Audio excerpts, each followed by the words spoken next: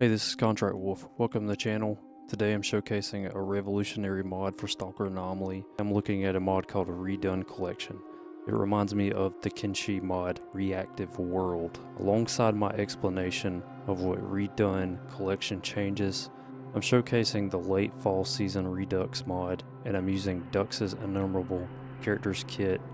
It adds 3,500 new NPC models in the vanilla art style. Now let's explain what Redone Collection does for the southern maps of the zone. For Cordon, after the first week, the majority of the mutant spawns will switch from weak to normal mutants. Don't spend more than a week in Cordon if you're new to the mod. Move north. Larger military presence. Added army squads at the north and south outpost and the center bridge area. So this means that there will be army squads at the northern outpost between Garbage and Cordon. So you want to use a different way to Garbage if you aren't ready to take on the military. There will be a squad at the bridge, just like in Shadow of Chernobyl. There will be a bigger military presence at the southern checkpoint. So the second map, Meadow.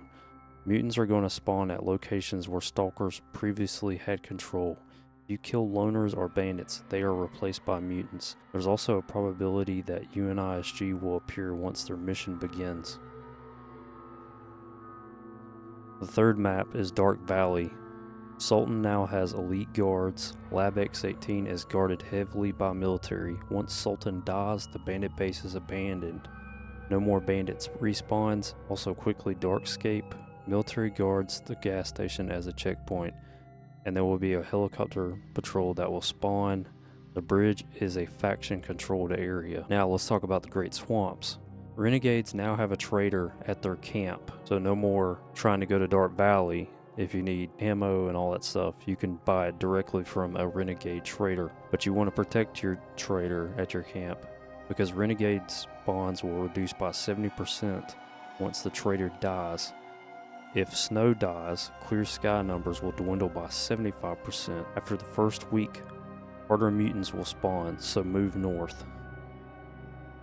Now we're talking about Garbage. Once Lab X-16 is deactivated, zombies no longer spawn. Military guard the southern checkpoint to Cordon. Duty leaders are assassinated. All duty checkpoints disappear in Garbage. Now in Agroprom, the factory complex is completely abandoned. Random stalkers scavenge the area or are guarded by military. If Colonel Kowalski dies, military spawns on this map reduce by 80%, and other maps are also affected. This is zone-wide consequence. At the bar, if duty leaders are killed, the duty faction will cease to exist in Rostock and will become abandoned. Duty remnants will still exist in the zone. This is a zone-wide consequence. Truck Cemetery. Labs affect zombie spawns in Truck Cemetery. When Sultan dies, all bandit spawns change to renegade spawns. After the first week, some of the spawns switch to harder mutants. Yantar.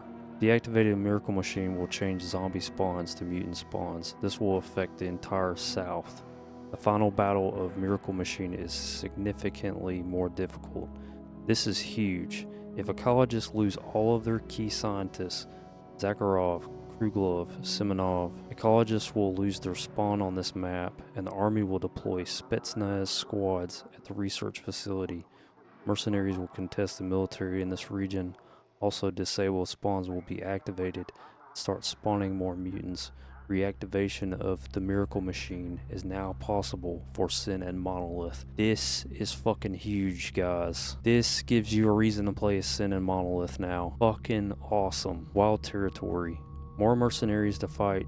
Sniper squads, guard squads, and smart terrains completely redesigned. Army warehouses. Army warehouses remains to be separated into 4 factions: Freedom, Mercenaries, Duty, and Monolith, with more simulation available in this zone, making this location more of a battleground between these factions. Faction-controlled areas have been added to both army warehouses and Dead City have zombie spawn points that will switch spawns if the Miracle Machine or the Brain Scorchers is disabled. Army Warehouses has pre-existing Bloodsucker spawns at the Bloodsucker Village with their own script. They will spawn after 2 weeks in-game.